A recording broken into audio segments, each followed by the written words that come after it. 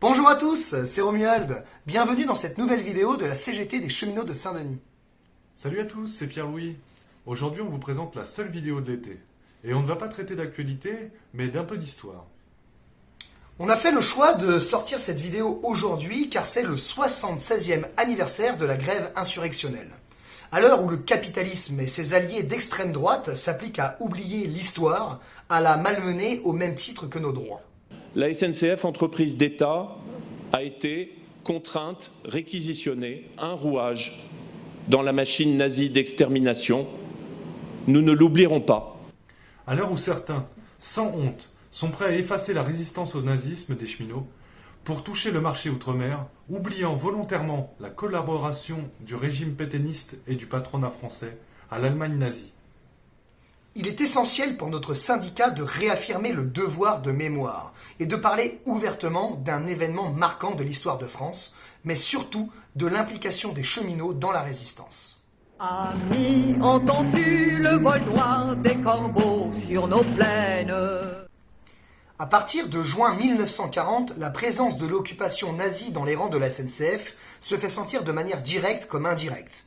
Dans le moindre poste d'aiguillage, le moindre dépôt ou atelier de maintenance, les cheminots sont dépossédés de leur outil de travail. Les Allemands remplacent les Français dans les postes des directions et des cheminots de la Reichsbahn sont envoyés vers la France. La SNCF va être placée progressivement sous le contrôle de la Reichsbahn Direction, créée à Paris. De plus, avec l'accord de Philippe Pétain, la SNCF fournit au Reich allemand des locomotives et des wagons. Comme si ce n'était pas assez, l'armistice signé par le gouvernement pétainiste accorde la priorité à l'effort de guerre allemand dans les chemins de fer français. Il faut rappeler que le métier de cheminot est capital dans l'organisation du territoire que les nazis occupent. Ceux-ci ont besoin du rail pour transporter leur armée, la production française vers l'Allemagne et les convois de déportés. Mais les Allemands n'avaient pas prévu que rapidement les cheminots allaient s'engager dans la résistance. La corporation paiera d'ailleurs un lourd tribut. Près de 8 938 cheminots sont morts et 15 977 blessés par fait de guerre. À cela s'ajoutent 2 361 cheminots qui sont abattus pour fait de résistance. 2 480 autres seront déportés dans les camps de concentration et 1100 d'entre eux n'en reviendront jamais. Mais le 10 août 1944, la donne va changer. Alors que l'armée allemande est affaiblie par sa défaite progressive dans la bataille de Normandie, le comité central de grève des cheminots lance la grève insurrectionnelle contre l'occupant, à l'appel de la fédération CGT clandestine. La réussite du mouvement va donner confiance aux travailleurs d'autres entreprises qui se lancent à leur tour dans la grève. La grève générale est déclenchée le 18 août 1944. L'ensemble de la classe ouvrière prendra part au combat pour la libération de Paris aux côtés de la résistance parisienne, elle-même dirigée par l'ancien cégétiste Henri Rol-Tanguy.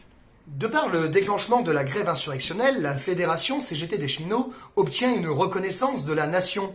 De ce fait, notre fédération et de nombreux camarades sont présents tous les ans, le 10 août, au ravivage de la flamme sous l'Arc de Triomphe à Paris. Une grève générale, commémorée sous l'Arc de Triomphe, est un fait unique dans l'histoire de France. Mais n'en déplaise à notre ancien PDG, de par le décret du 3 octobre 1949, la SNCF est titulaire de la Légion d'honneur pour avoir, lors de la guerre, constitué en son sein le réseau de renseignement le plus efficace pour le commandement allié et désorganisé les transports de l'ennemi au prix de multiples emprisonnements, déportations et exécutions.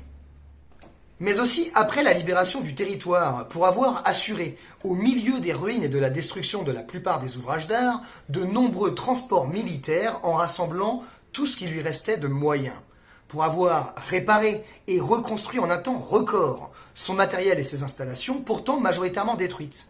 Enfin, la SNCF a su restituer au pays un réseau qui s'est révélé capable, en 1948, d'effectuer un service équivalent à celui de la meilleure année d'avant-guerre.